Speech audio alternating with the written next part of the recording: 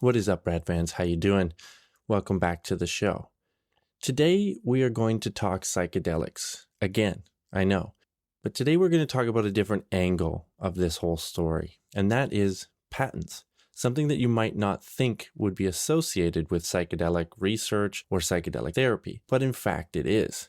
To help sort through all this and really get to the nuts and bolts of what patents are, how they play a role in this space, my guest today is Graham Pachinik, who is a patent lawyer and the founder of a firm, Calix, which specializes in patents surrounding first cannabis, when the cannabis market opened up, but now psychedelic. And you'll hear Graham talk about how he got involved in this field and why he started up his own firm. But he also breaks down for us the nuts and bolts of the patent system. What is it used for? What is it supposed to be used for? How does it play a role in the psychedelic space? And there's a lot of analogies to pharmaceutical companies. As these things are going to be medicalized, they're going to be brought out first in the medical arena. So we've talked about the therapy, psychedelic therapy for depression, PTSD, that kind of thing. That resembles a pharmaceutical drug or treatment. And therefore, the analogies to how pharmaceutical companies use patents is relevant. There's a great article written by Shayla Love, which I will link in the show notes. Shayla was a prior guest on the show a couple years back, and also one of the best reporters on the psychedelic beat. She was formerly with Vice. She's now a freelance. She wrote this article when she was with Vice, and it really covers a lot of the ways in which the patent system is flawed when it comes to dealing with pharmaceuticals, or rather how pharmaceutical companies can find ways to abuse the patent system. Graham was a source for that article. He talks about some of those things in this episode, as well as, like I said, helping us understand what can companies patent. How do you patent psychedelic mushrooms if it's a naturally occurring compound? But also, what other things are companies trying to patent? There was a famous example from one of the big players in this industry, Compass Pathways, where they were reported to be trying to patent everything from how the therapy was delivered to what type of room it was delivered in, what kind of furnitures were being used, this kind of thing. And you can see how if a company were to be granted a patent like that, anyone that wanted to provide psychedelic assisted therapy with the sort of generally agreed upon things that you would want to have, a room with soft lighting and nice furniture and music and this and that, would have to go through them in order to get it. Now, they've been challenged on some of these things and pulled back. I think Compass is actually facing some challenges to their patents of their crystalline formulations of psilocybin. But that's the other area where patents come into play. So you have this, you can patent substances or the ways that you purify substances, all of this, all the way down to methods of delivering therapy. And it's not as regulated as you might think. Again, Graham explains to me, because I was very naive on this, as to just who decides what patents get approved and which ones don't. And the answer may be surprising, was definitely surprising to me. He also talks about ways in which people are trying to push back a little bit on this. So there's nonprofit companies out there that are trying to supply what's called prior art to the patent office. When a patent gets submitted to the patent office, one of the first things they do is look for what's called prior art. And that's things like previous patents for the same idea, or instances of research or data that has been published out there that shows that this idea that someone is attempting to patent is not actually unique. That's one of the criteria for a patentable idea or device or something, is that it's unique, that it's novel. So Graham explains to us why it's difficult for patent examiners and the people who approve patents to sometimes get all of that information, and why sometimes patents get granted when the ideas aren't totally unique. A really interesting episode, really great conversation. Thank you so much to Graham for agreeing to come on the show, taking time out of his day. And it's definitely an angle that we'll look to follow up on, because like I said, I think it really is going to have consequences on how therapy, first and foremost, gets rolled out, like who will have access to it. I thought it was a great primer on the patent system and how that works, and how the psychedelic space is going to resemble the pharmaceutical space. Lots of analogies there. And just, really, really interesting conversation. So thank you to Graham for coming on the show. And as always, please, please, please rate, subscribe, review, leave a comment, all of those things wherever you're getting your podcasts. That really helps out our visibility. That really helps us out. Follow us on Twitter, Instagram at 2brad4u. We'd love to hear from you. You can send us an email. You can send a tweet. You can send a message on Instagram, all of that stuff. Please reach out. The website is 2brad4u.wordpress.com. But most important, subscribe, rate, review, tell a friend, all of that great stuff. That would be really appreciated. And let's not forget that we are available on the Newsly app as a featured podcast on the Newsly app. Newsly is an all-in-one super app for iOS, Android, which picks trending articles on the web from topics that you've chosen and reads them to you in a natural human voice. The entire web becomes listenable for the first time. You've heard me say it before, but all of that stuff that you're doing, everything that you're browsing, everything that you're scrolling through can become listenable.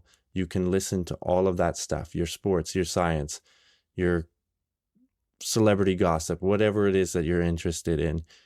It will help you find the latest articles and then read them to you. And then, of course, it curates podcasts. This is the Newsly app. It curates podcasts like ours, which is available on the feature tab of the Newsly app. So you can explore trending podcasts from over 80 countries. We're there too. They even have digital radio. So download and use Newsly for free from www.newsly.me. That's spelled NEWSLY.me. Or from the link in the description of this episode. You can use the promo code called 2brad, TWOBRAD, capital TWO, capital BRAD, all one word.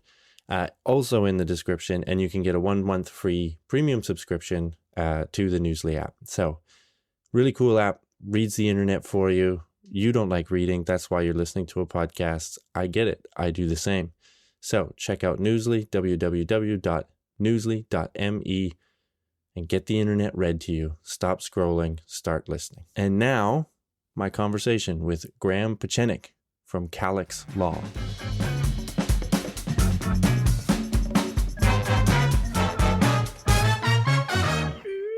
Graham, thank you so much for joining the show. It's a pleasure to have you. How are things in San Francisco? Weather is nice or rainy? No, the weather is nice at the tail end of about, it's almost been a month, I think, of rain until just a few days ago. And now it's been nothing but sun. So that's good. And thank you so much for having me. It's really a pleasure to join you on your podcast. No, I appreciate it. I appreciate you taking the time.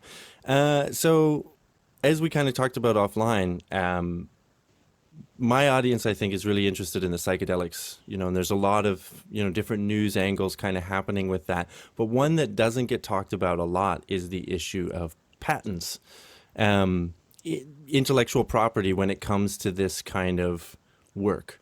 So this is your area of specialty, but I thought maybe we could start broad with what is a patent. I'm sure everybody's heard of it, but maybe doesn't understand sort of the mechanics of it and what they're kind of used for. And maybe we can kind of gear this towards, sort of medical patents or pharmaceutical patents, because that is, to my understanding, where the psychedelics are most going to overlap with, most going to fit into. Yeah, and I think largely that's right, although surely we'll see some interesting technologies like ancillary technologies that are covered by patents too, around things like VR and software and stuff. I think in the main, certainly you're right about the fact that the patents are similar largely to sort of pharmaceutical patents, and kind of bring in a lot of the concerns around the types of sort of pharmaceutical patents that are used in the just general pharmaceutical area. But patents, I think, potentially the reason they're not thought of that much in the sort of area of psychedelics is because most psychedelics are known, at least the ones that are used right now. I mean, certainly there's some that are being developed that are new compounds, new chemicals that perhaps nobody's taken before, nobody's taken outside the lab that's synthesized them, and so I think the most kind of common sense understanding that people have of something that's a patentable invention is that it's novel, and that it's something that is worthy of getting a patent on, something that truly is an invention. And so we can get to potentially challenging that view. And we'll see that there's lots of ways of getting patents on even a known drug. But just generally what the patent system is or what patents are. I mean, so patents basically are a government-granted monopoly that covers what it is that's claimed in the patent. So like any other piece of property, the sort of main aspect of it is that it provides an exclusive right. So similar to, a house or a car or something else, if you have that piece of property, you have the exclusive right to use it, to sell it to somebody else, to let somebody else borrow it. And so with a patent, it's a government-granted monopoly, an exclusive right to whatever that subject matter of that patent is, whatever is claimed by the patent for a period of 20 years. And the reason we have patents, they're actually provided for in the Constitution, is to encourage the type of innovation that sort of underlies the invention that's part of that patent.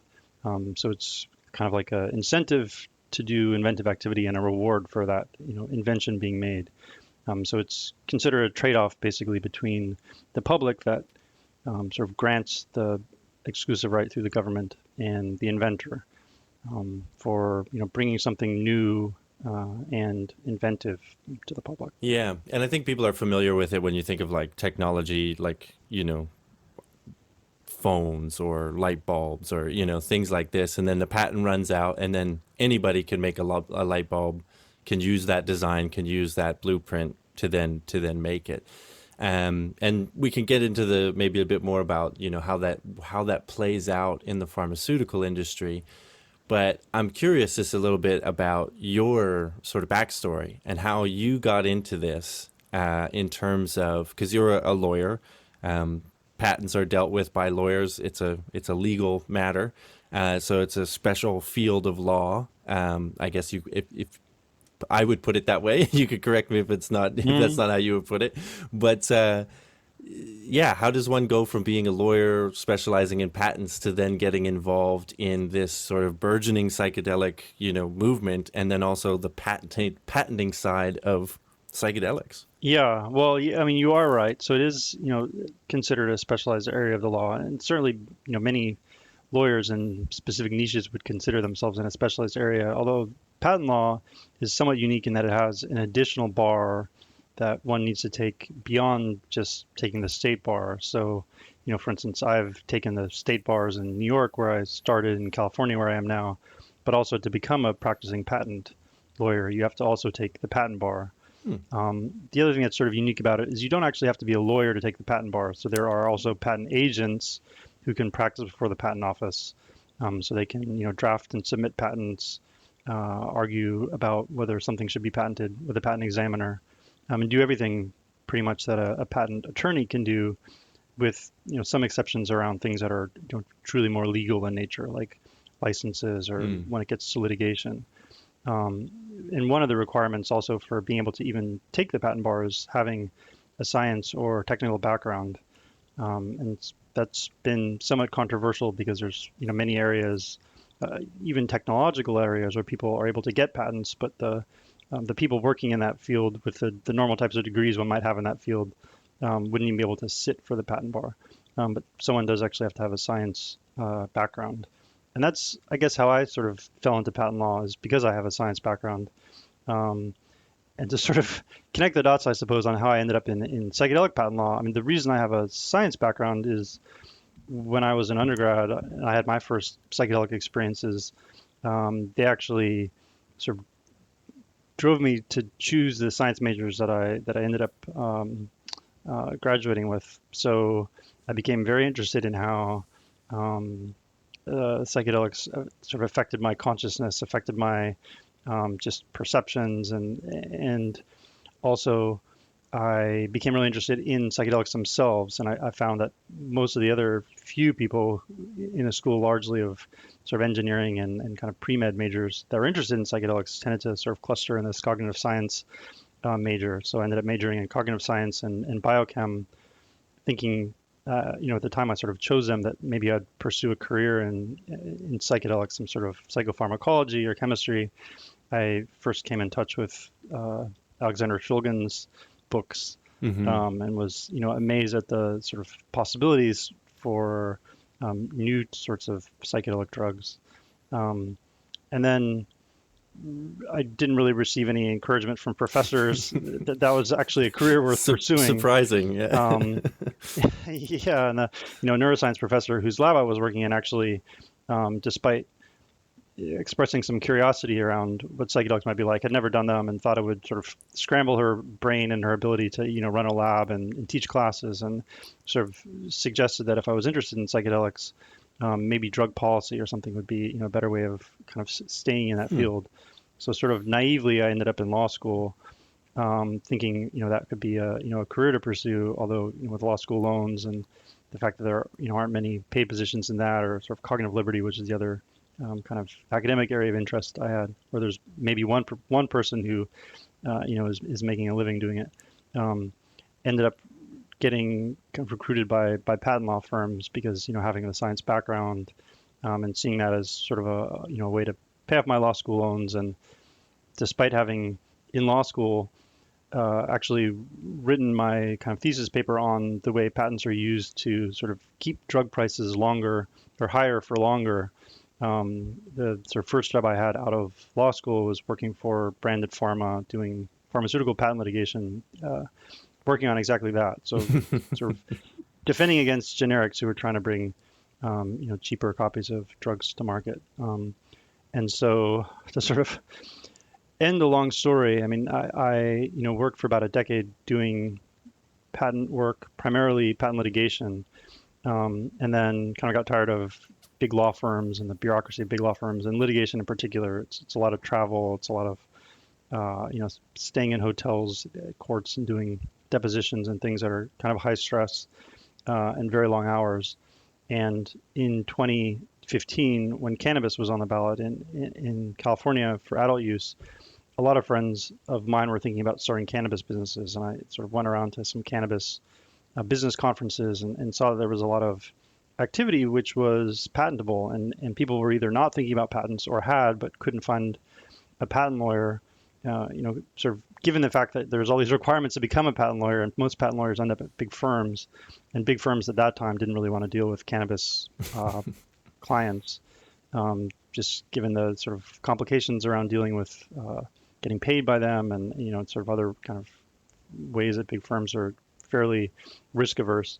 And so saw that there was sort of a market that I could kind of enter, just as a patent lawyer myself, trying to get cannabis companies as clients. And so started a firm, the firm I have now, really just thinking I would work with cannabis companies. And then, like, I guess it's now almost 3 years ago, seeing the sort of burgeoning of the psychedelics kind of industry, I suppose, or the psychedelic space, saw that there was a lot of work also for psychedelics companies to do patent work. And that had continued to be a big interest of mine. So being here and now in the Bay Area, there's quite a big kind of psychedelics culture. And so sort of feeling like I was both part of that and continue to be curious, reading the science. There's been a lot of, despite, I didn't go into psychedelic science, there's been a lot of things since, the 90s and 2000s, obviously, that I've, continued to be really interested in. So saw that as a really fun place to practice patent law and, and work with companies that are doing really interesting things. Mm-hmm. So that's, I suppose, the sort Yeah, of way I ended up here. I mean, it's fascinating, that you kind of still ended up in this, even though there's like that discouragement of doing it. And I know that there's so many people that probably feel this same way, where had an interest in this thing, but because of the reputation, because of the legality thing, it's like, no, we're not, even in a scientific area, we're not going to.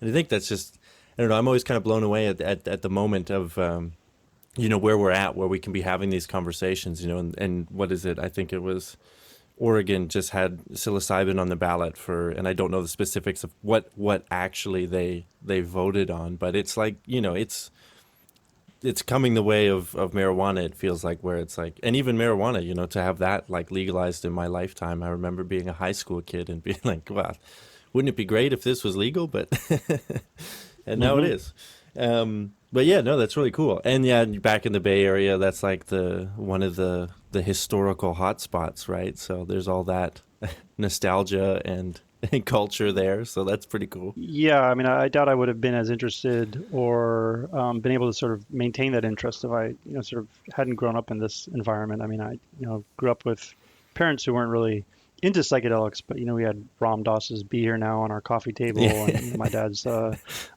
Zen Buddhist, and certainly we had, plenty of friends who, as adults were, smoking cannabis, and it wasn't something that we were I think as nervous as we might have been somewhere else to Hmm. to do ourselves. I mean, but but yeah, I mean, I think times really have changed since then. I mean, so I graduated um, in 2002 from undergrad when I think there weren't that many programs, and now I mean we were just out. Some members of my firm in Wisconsin, University of Wisconsin-Madison, where they have a whole master's program studying basically psychedelics. And many schools have research programs or have specific uh, teaching programs now, and Hmm. it's It's definitely not the taboo subject that it once was. And, we can, obviously the work that's being done with, depression and by maps and PTSD and all this stuff has really, that seems to be the way you can, if you can show some benefit there, you remove that stigma, and then you can actually start opening the doors towards wider applications, wider use. But this kind of brings us then back to patents, because again, so we understand how patents kind of work in the sense of a drug, right? Like, so it's very costly for pharmaceutical companies to create drugs or find drugs that work, to go through the clinical trials, et cetera, et cetera. So that's why we give them the patents. What you described, it's your the carrot on the stick for doing all of that work, right? Then you get to charge what you want for an X amount of years. No one else can make that drug. Um, with psychedelics, we're seeing it go through the similar process of the clinical trials, trying to show a use and stuff like that. But I think what might be a bit confusing is what exactly is being would people be submitting patents for or likely to submit patents for. There's the substance, which I think there's a couple questions around that, because some of these substances are naturally occurring, psilocybin. So like, how do you patent a plant? LSD, MDMA, I think they've been around for, well, since 60s, 70s. So how do you then try and slap a patent on something that's sort of already out of the box? But then the other side of it is patenting the sort of methods around the therapy. So I think these are the two things that I'm aware of. Um, but let's maybe start with the molecules first. That might be easier to to sort of dissect. So, what are people mhm. looking to patent in this space? Is it the molecules? Are they coming up with new molecules? How is that all? What do you see there? Yeah, and so you know you're totally right to point out that most of these drugs are not just known; they've been known for decades or or centuries. They've been used for just as long. Um, and of course, the central requirement for a patent is that it covers something that's novel and non-obvious. So, if we take something like psilocybin, of course, it's not novel itself as a compound. Um, and the way we can answer this, I think, is by thinking how pharmaceutical companies pursue patents on drugs. And so any pharmaceutical product that's on the market, any approved drug will have dozens, if not hundreds, of patents that have been applied for and potentially granted covering that approved drug. And they're, of course, not all on the compound itself. So the first patents that get filed will probably be on the compound itself. But then there will be, tens or dozens or hundreds more filed on other aspects about the drug. So the way the drug is formulated, different forms of the drug, the way the drug can be delivered to a patient, the routes of administration, how it's dosed, how it's uh, you know provided to specific patients, how the drug is given for patients with particular indications. And so there's a real laundry list of ways that companies can file these types of patents. And actually, it's quite common in the pharmaceutical industry for something called drug repurposing, which is taking a compound that's already been known and already been patented and potentially already even been approved for another indication and filing additional patents that cover it. And so there's a lot of these types of drug repurposing strategies that are being used to file patents on psychedelics. So for instance, with psilocybin, the most sort of well-known patents that have been granted on it, already half a dozen in the US and others elsewhere, are compasses, which cover a crystalline form of a psilocybin polymorph, which just means it doesn't cover the chemical compound psilocybin itself. It covers sort of a three-dimensional crystalline structure of psilocybin molecules when they're together in a particular type of formulation. So like, the salt in your salt shaker is like a crystalline polymorph. It's not just the individual like atoms or molecules. It's when they're, when they crystallize in a certain way. So it's like it's when it's like when it's prepared or packaged in a certain way, you can patent that. Right. Yeah. And so beyond even just a polymorph, you could have different formulations for how it's included in, a tablet or a capsule or some other type of drug delivery system. Mm-hmm. There's some applications that have been granted on, for instance, IV formulations of psilocin and psilocybin, or transdermal formulations of DMT. These are things that have already received patents. Okay, so that's, in a way that kind of makes sense to me, that like, again, thinking of like a pharmaceutical sort of analogy, you create the molecule, which is say like penicillin or something like that, or, whatever it is. It's it's an actual molecule. It's got a structure, chemical structure, all that. So there's that patent. If you've created that novelly, you can alter that and make it a powder, make it a liquid, make it a crystal. You can patent each one of those. And then you could say, well, if you put it in, a pill, that's another patent. If you put it in a, like a cough syrup, that's another patent. So all of these things, in a way, that kind of makes sense to me. They're each sort of the thing that, so psilocybin, we're seeing patents on that kind of thing, changing the sort of, you have the mushroom or the compound that's in the mushroom. So you can take the compound out. So you can't necessarily patent a mushroom, but you could take the compound out and make it into a crystal formalized, and then that gets patented. I heard about, I think, synthetic psilocybin as well. So is this just like, you take you make the compound from a lab rather than extracting it from a mushroom?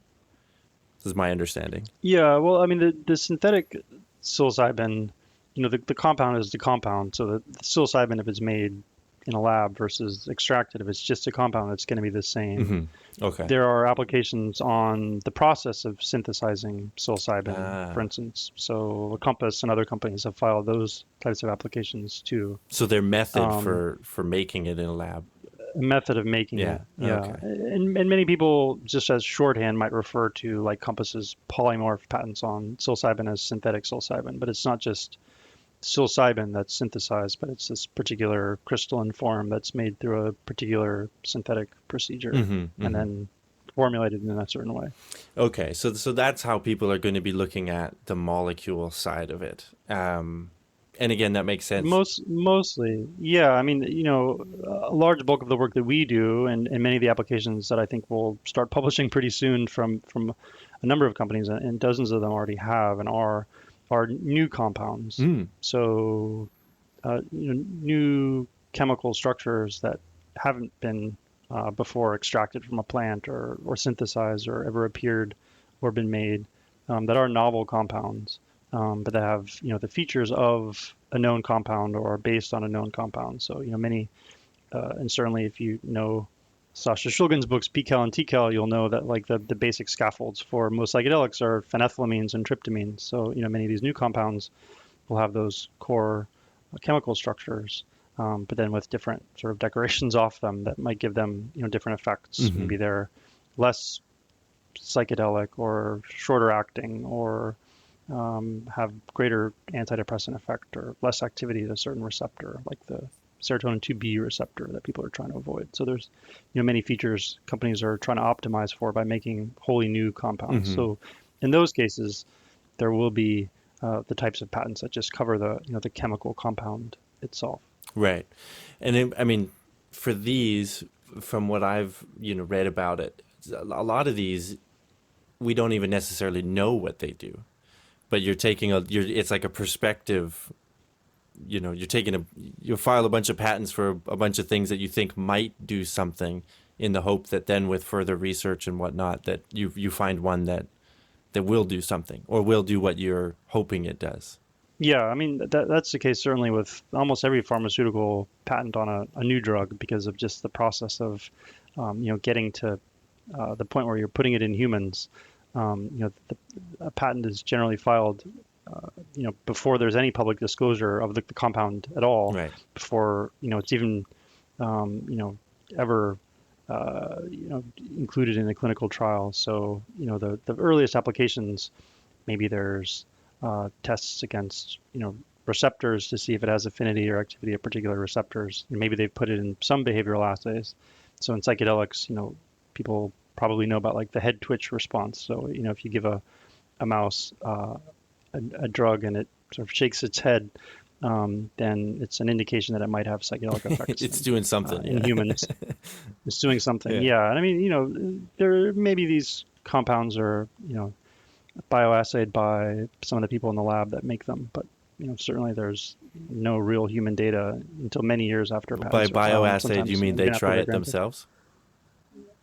Yeah, I think this is it's something of a common thing. Certainly once people are confident enough that it's not going to have real safety or toxicity Yeah. issues. But with most of these tryptamines and phenethylamines, they're similar enough, I think, to a known compound to expect. I mean, that was what Sasha Shulgin did, right? Is he made Mhm. all these variations of known drugs like mescaline, and then tried them himself or tried them with friends. Yeah, I know I think I can't remember where it was, an article I read or a podcast I had listened to ages ago where they were talking about this, and this creating all of these different derivatives, right? Of, you have the molecule that has a psychedelic effect. Well, what if we add a hydrogen here or and you can kind of have a reasonable understanding of what that's going to do to the body or in the body if you understand these things. And then, yeah, they did mention with a chuckle in the thing that I it was funny that, like, a lot of times these guys try them themselves and see what happens. So,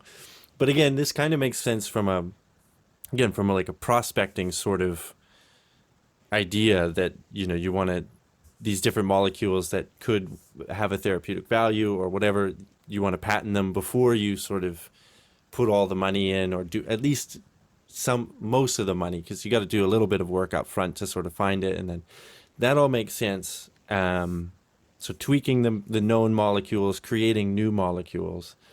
The thing that's for me always the trickiest, and something that I didn't really understand, was, and as you were saying, you could take a drug repurposing and you can patent that. So what I hear is that it sounds like something that I always thought was like the doctor's discretion, what the Mm-hmm. dose is, how it gets used, who gets to use it. I just assumed that was the doctors would tell you that. But from what it sounds like, it's like, no, those types of things, those sort of methods or procedures or, protocols, that can be patented as well. Yeah, they can. And, you put your finger on a controversy around whether things that are sort of within medical judgment should be allowed to be the exclusive right of the company that owns the patent, because doctors should be allowed to use and exercise their judgment, without having to avoid doing something that they might think might be medically beneficial because it's covered by a patent they might not have a license to. And actually, some countries, all across Europe, that controversy has played out a little bit differently than it has in the U.S. And certain medical use claims aren't allowed the way they are here. But this does lead to some kind of odd incentives sometimes. So there's a somewhat notorious case actually of a cancer drug that was approved at a dosage that was considered actually worse than certain lower dosages, because the higher dosage that it was approved at had equivalent efficacy but caused greater toxicity and had greater safety problems.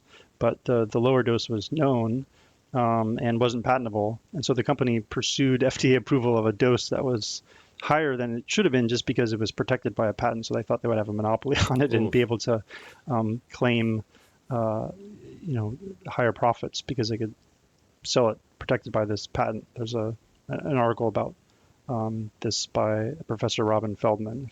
If people are interested in looking it up. And that's just one example, but there certainly are these kind of perverse incentives that fall out when companies really want to pursue profit and patent protection at the expense of other things. And this is sort of beyond just the kind of big question that sits behind all of this, which is, we started out by talking about the patent being a trade-off between the sort of public and the inventor to encourage innovation.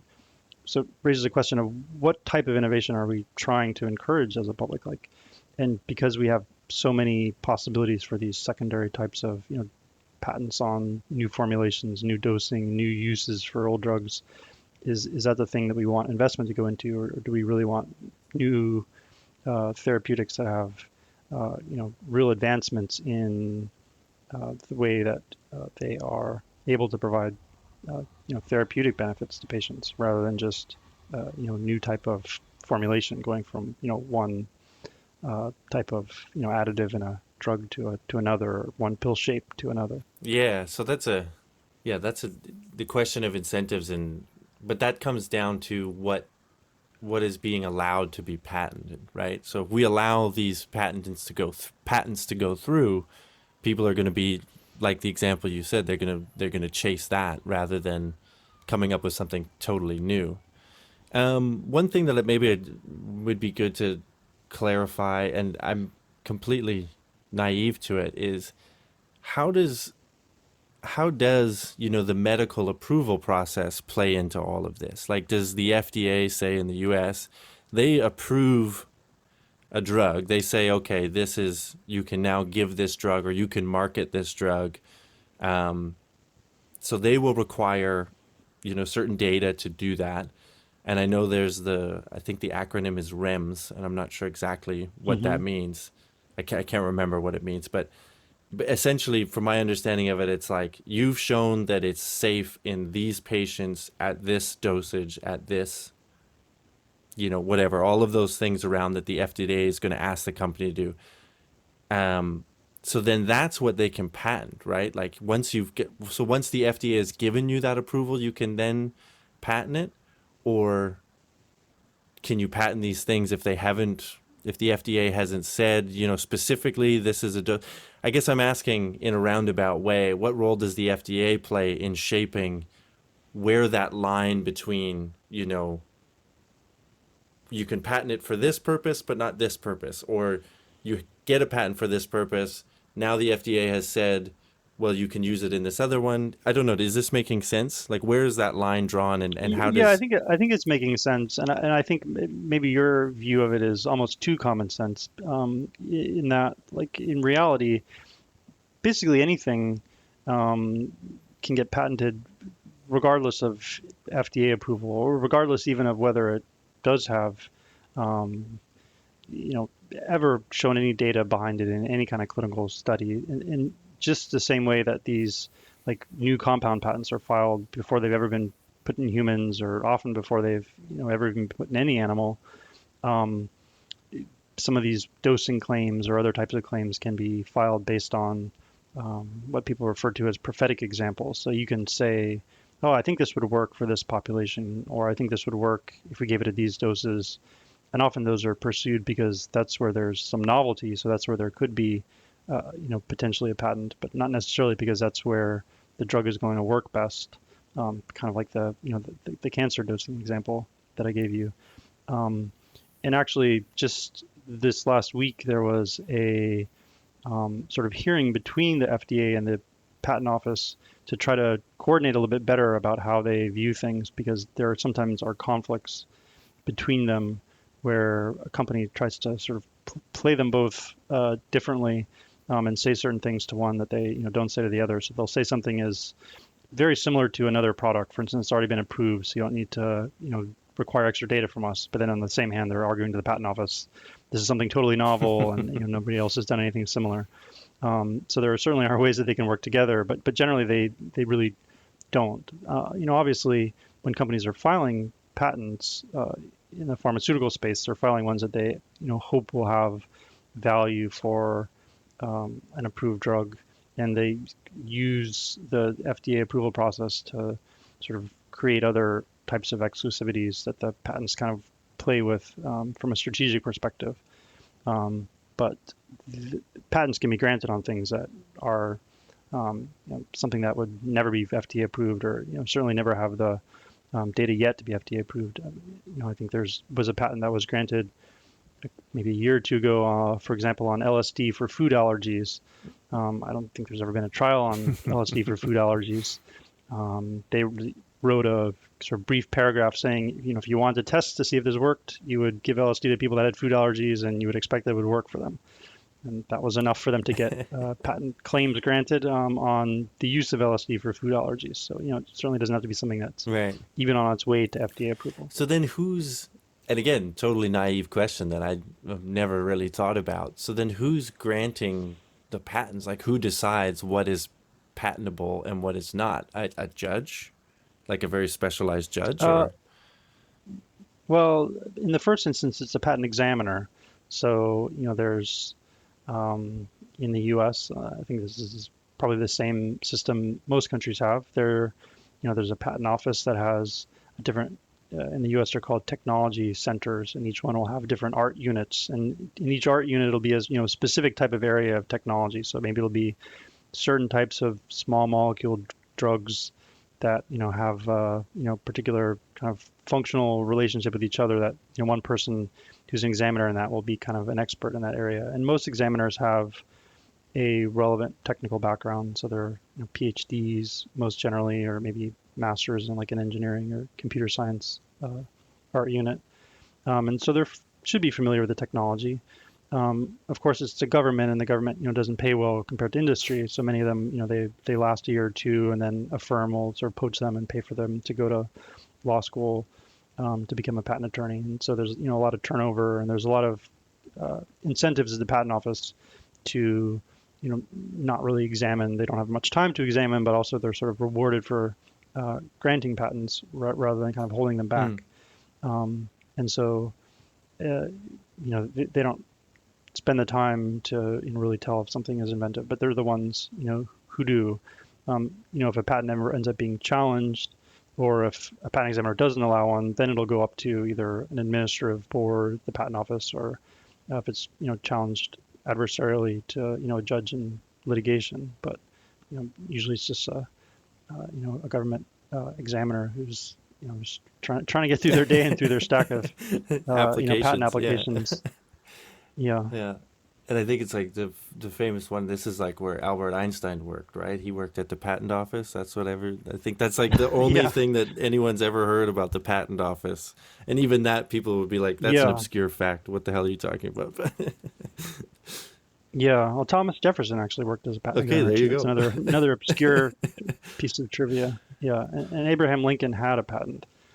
Speaking of the founding fathers, but yeah, I mean, the patent examiners, everything they do is public. It's all part of the examination file, and for any published patent application or patent, you can see everything that they do. And so you can see sometimes how poor of a job relative to how you would imagine patent examination should go when you're looking at whether something is novel and inventive.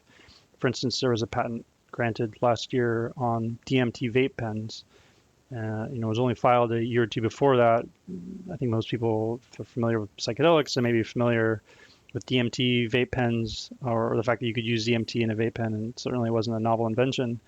And because patent examination is all public, you can see that this particular patent examiner only spent, I think, 7 or 8 minutes doing a review for prior art. And the only thing they searched was prior patents, so there weren't any other patents on DMT vape pens. and Chemical Abstracts Plus, the service that just looks at sort of published scientific literature. And of course, there was nothing in the scientific literature on DMT vape pens. And they didn't search Google. They didn't even do a search for vape pen or for DMT. They just looked at the full name dimethyltryptamine in these databases and found nothing. And after I think less than 8 minutes of searching, thought this was a novel invention and worth granting a patent on. Wow. And so, yeah, I mean, we can certainly question, and there are now, and as there have been, every few years, a bill introduced to sort of give patent examiners more time and more ability, and give the public more opportunities to challenge patents. And in the psychedelic space in particular, there's a nonprofit organization that's trying to help patent examiners by submitting prior art or making prior art available, so they wouldn't do things like this as frequently. But it's kind of an ongoing problem. This question of whether patents, even if the policy issues were sort of at the right levels and only true innovations were things that were worthy of getting a patent, it's still hard for a patent examiner to know whether something even really is novel and inventive. Right. Yeah. Okay, so I mean that's maybe a little more nuts and bolts than I was expecting, than maybe you were expecting, but I think it's worthwhile because yeah, it's one of those things that like you think about, and again, especially with this, patenting methods or how a drug is used rather than the drug itself, that it does seem a little squirrely, and we've given those examples of how companies are maybe abusing that process. So when it comes to back to psychedelics, there's a couple questions I have for you. The first is what sorts of things will be patented or people trying to patent. I think I heard that, whether it's Compass or one of these other ones are looking to patent their method of delivering the psychedelic therapy. So this comes down to the music that's being played for the patients when they're on their session, the dose of the psilocybin, what psilocybin is being used, that kind of thing. So we can maybe start there. And again, with the mind in mind of the second question of being, how will some of these patents then affect how the therapy is rolled out? Like who, the access to patients, because I think that's something that's important to mention.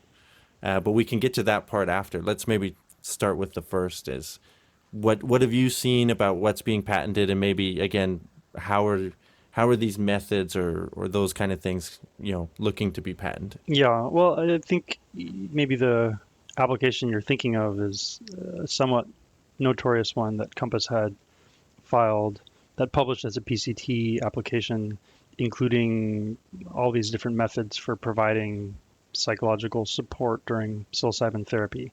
And some of them seemed somewhat laughable, which is probably how it gained controversy, and some of them seemed dangerous almost, I might suppose people thought, or in the sense of what would happen if something like this was granted, and would it keep other people from being able to provide this type of psychedelic therapy. And so, the claims that I'm thinking of here were things like giving a patient a psilocybin in a room with soft furniture and sort of muted colors, and like a high definition sound system, on a couch where they might hold the hand or the arm of the patient to comfort them, or the patient might wear an eye shade. I mean, things that are typically one might imagine if you've ever seen a room of what psychedelic therapy looks like, certainly dating back long before the patent was filed, and probably Right. to the 50s and 60s. And so, the controversy there was, well, how can any company get a monopoly on providing psilocybin therapy, in this form, since this is how it's always been provided. Um, I think in that instance, these are claims that very likely never would have been granted. I think it's interesting to think about them because it does kind of raise the question of, what does it mean for a patent to be able to provide these type of exclusive rights, and maybe not in this circumstance, but in other circumstances where something is potentially a little bit closer to being something that's inventive, like could it still prevent people from being able to access therapy in a way that's either affordable or the way that's the best in terms of their particular situation, or that can provide the best outcome for them. And so I think maybe going to the sort of second part of your question, like what would happen if these types of patents got granted? One main difference between patents in the just pharmaceutical space generally and patents in the psychedelic spaces, we don't only have, or we won't only have, I mean, you mentioned Oregon, the ability to get psychedelics by going to a doctor and getting them FDA approved. I mean, in that case, the patent generally covers what's sort of on the product label and as you say, the REMS. But if one company is the only one that has FDA approval to sell the drug or to provide the drug in that form, the patent will raise the cost of it, certainly, at least until a generic is able to come on the market. But it doesn't really do that much to other competitors because that company is the only one that has approval to do that to begin with. But with psilocybin and likely with other psychedelics, as we see Colorado, for instance, is not just going to allow state-regulated access to psilocybin, but DMT and ibogaine and mescaline and other states might go the same way. If companies have a patent covering psychedelic-assisted therapy, potentially they could use it, or somebody else could use it if somebody else acquired that patent to prevent that type of psychedelic therapy being offered in sort of the state-regulated markets. So, like going back to this Compass patent, if that had ever been granted, you could imagine they could, sue service centers in Oregon or in another state that were trying to offer psychedelic therapy with psilocybin, or tell them, okay, you can offer it, but it has to be in a sterile clinical environment without soft furniture, and you're not allowed to, hold the arm of your clients when they're, starting to, feel uncomfortable. And so,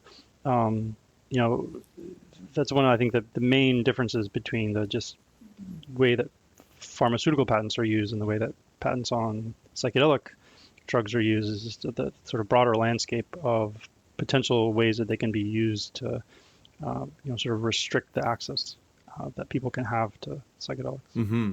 Yeah, and this seems to me like a big issue because I mean, I think it's we can have a whole discussion about whether psychedelics and everything should be legal and all of that.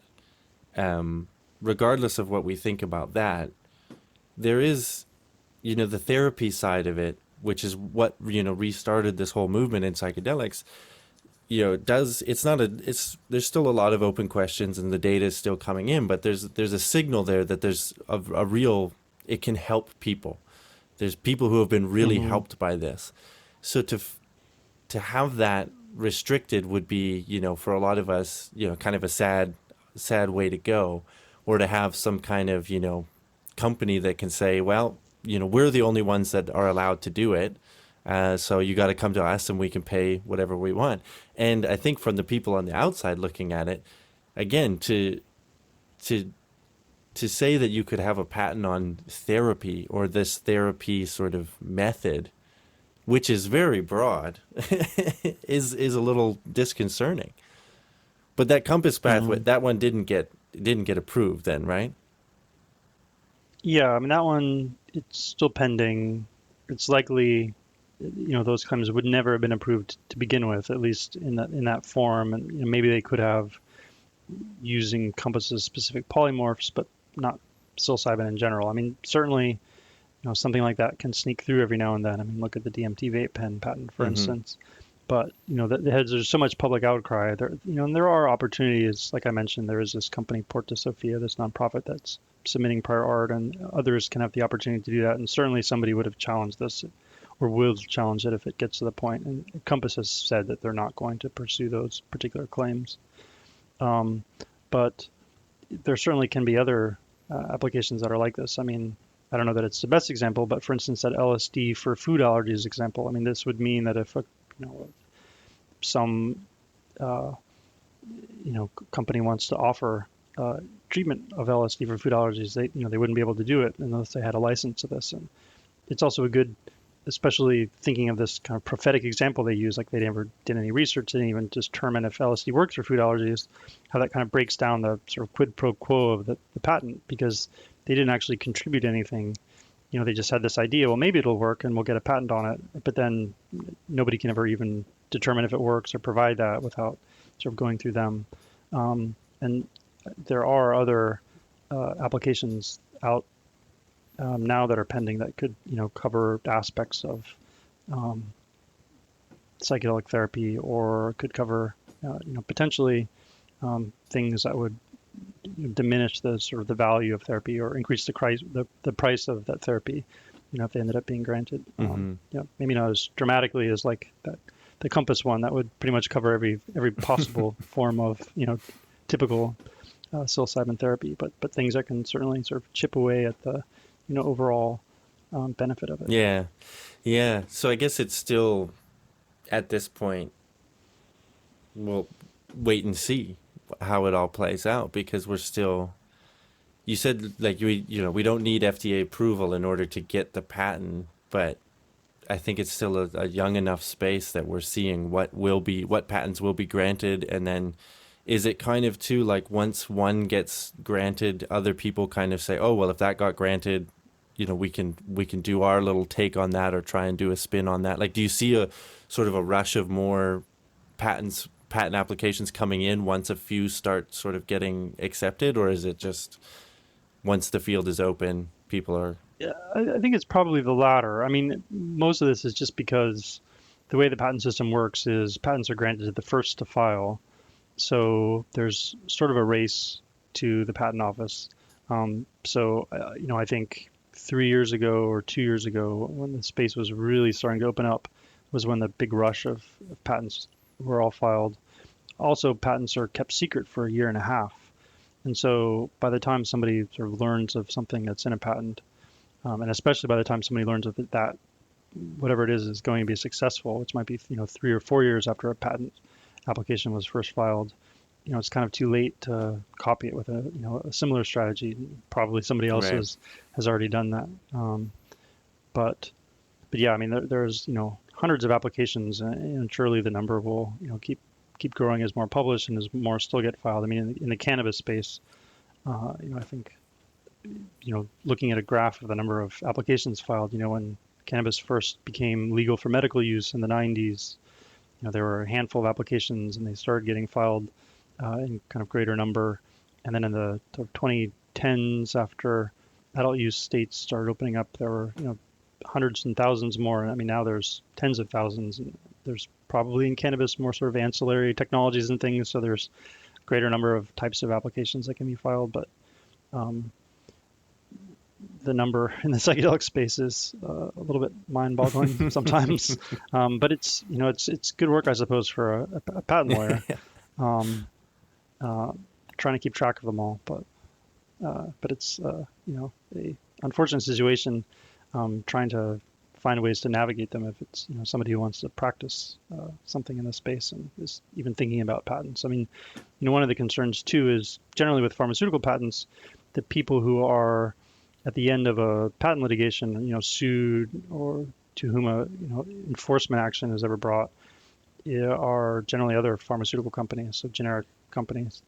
But because there's so many patent applications in the psychedelic space that have been filed on aspects of therapy, and because most companies or people who are potentially infringing those could be, a service center or facilitator in a state like Oregon, what does that mean for the potential of them infringing a patent or having, being sued on a patent?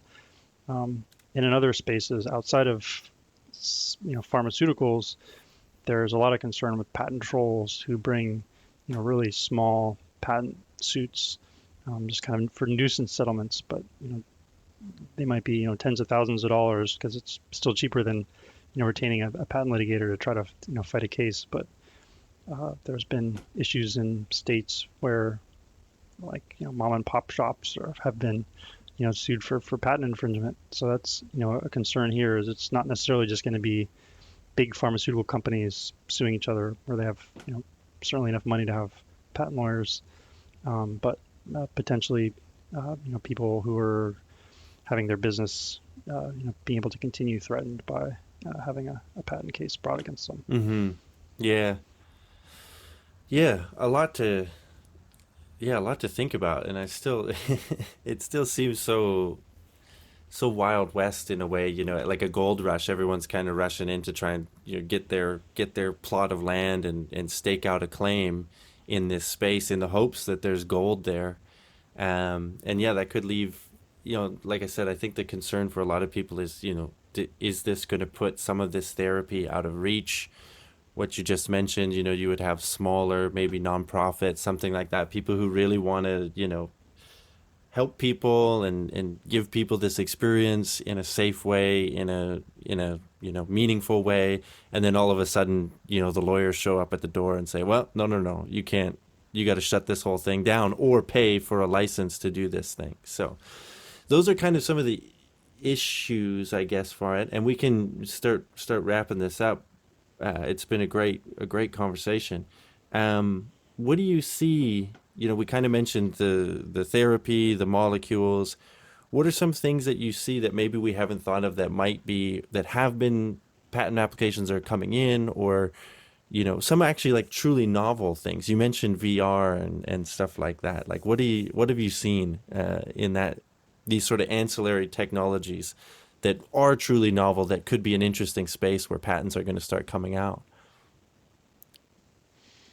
Yeah, I mean that's a good question, and the thing that keeps me, I think, excited to wake up every morning is, what new type of technology am I going to read about, or what new inventor will I have the privilege of working with.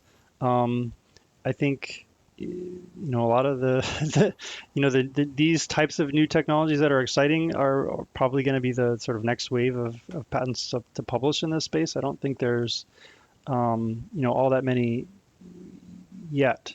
That the sort of first rush, the part of the gold rush, was really on compounds and ways of using the known compounds.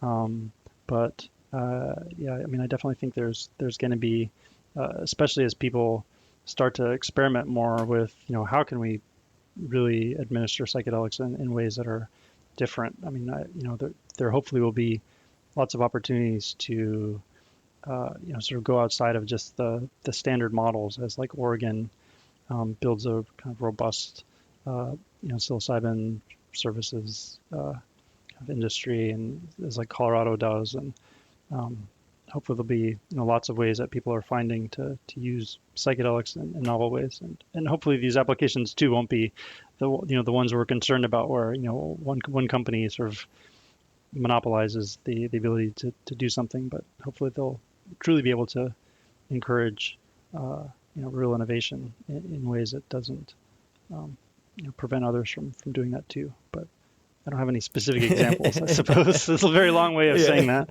Okay, so I'm assuming it's because you're working on a bunch of stuff that's all secret and we'll find out soon enough, right? Yeah. Yeah, I have to bite my tongue on a few Yeah. things, but yeah, the 18-month secrecy period is a long Yeah, one. yeah, yeah. No, okay. Yeah, I mean it's really cool. And I think that is like as places sort of, it feels like there's these, Oregon, Colorado stuff. It is going to be kind of like a bit of a testing ground, right? And then we'll see what people come up with and see how it all goes. And I mean there's a lot of, I know that kind of maybe way of putting it makes people a little wary, but maybe some of the people we talked about at the beginning, the professors that discouraged you from, maybe they don't want to see a psychedelic testing ground in the next state over. But I think that's the kind of stuff, these ancillary technologies, where we can see the incentives for the patents being, working in the way that they were supposed to, right? To come up with truly novel stuff, which would benefit the public or benefit people in this space, right? This sort of, like we said, this kind of tic tac, getting a bunch of patents or making a real, mess of patents so that smaller competitors can't get in. That's kind of the pharmaceutical companies and people have been doing that. Big companies have been doing that for ages. But it would be interesting to see some truly novel stuff, some truly innovative stuff, yeah, come out of this space. But I guess we'll have to see. Yeah, I mean, I think some of the truly innovative stuff to come out won't be necessarily around the inventions themselves, but the way they also get incentivized. So ways of using incentives other than just the patent system, or ways of being able to obtain funding to pursue an idea, to bring some kind of proof of concept to together, enough funding to do that doesn't come from just saying you have a patent application filed and raising VC funding or raising a small amount of funding. So I think there's a lot of innovation there that looks like it's happening too, that is, I think, exciting to watch. But yeah, I mean, I'm happy in general just to see the types of innovations that are going around the psychedelic space. Well, I'm glad that we were able to connect, because yeah, like I said, I think it's an area of this whole movement. Everyone's really excited. A lot of people are really excited about this. The therapy, and then just the sort of, for those want to be able to experiment with things or have these experiences without fearing the law. There's all of that great stuff. But this, I think, is an important angle to it that not many people in the public have thought about. And it's something that, yeah, I mean, nonprofits that are helping to, keep some of these patents, these large patents from getting approved by providing the prior stuff. Yeah, I think it's important. So thanks again for kind of breaking this down, and maybe we can connect again in the future when there's something more. This was sort of let's just say this was the patent basics episode, and maybe we can get into something deeper next time. But I'll just give you the last word. If there's something you'd like to say, or that you think we should tease for next time, or something like this. Well, I mean, I do think having another conversation about this, and however long it takes for some more topics to sort of gather some steam, will be a really good one. I don't know that I have any last words. I mean, one thing that I like to turn back to often is, a saying that's been repeated many times by the Supreme Court and by sort of other commentators, that the patent system is a creation of society. Patents aren't natural rights like we have in the Bill of Rights, like life, liberty, and the pursuit of happiness. It's something that society decides to grant, and it's something that society creates as a trade-off between this exclusive right the inventor gets and the the invention itself, between the public and between the inventor. Because of that, it means that the public should have a big say in what is inventive and what should be granted a patent. And there are ways for people who are concerned about these issues to get involved. There was the hearing that I mentioned that happened last week with the FDA and USPTO that invited comments from folks. There is Porta Sofia, like I mentioned, and they are always looking for people to contribute prior art or to participate on a kind of a research task to find prior art for a patent application or a particular subject. And there's always bills that are in Congress that are looking to find ways to kind of remedy certain deficiencies in the patent system, or in particular types of bad patents. And so there's always ways for people who are interested to participate in changing the patent system for the better, and really making it a creation of society, as people say that it is, even though generally the people sitting at the table are big pharmaceutical companies and big tech companies. But there's ways to pull up others to that table and participate too. Yeah, great. And I mean, yeah, like you said, like your story shows, if you have an interest in the area, stick with it, and you never know what will happen. There's jobs out there. There's paths to find. Yeah, I mean, that's the one thing that always surprises me, but keeps me excited about the psychedelic space itself, is just how sort of interdisciplinary and transdisciplinary it is, and how many ways it has of finding jobs and interesting things for people who bring things to it. So yeah, I think that's right. And yeah, I mean, I'm sure you'll put it in the intro or outro or show notes, but I should say myself, I'm certainly happy if anybody wants to contact me directly to talk about patent issues or psychedelic patents or anything psychedelics. So I would invite that too. All right, great. Well, thank you again for joining the show. Yeah, thank you very much for having me. It was a pleasure, and I do look forward to the next time.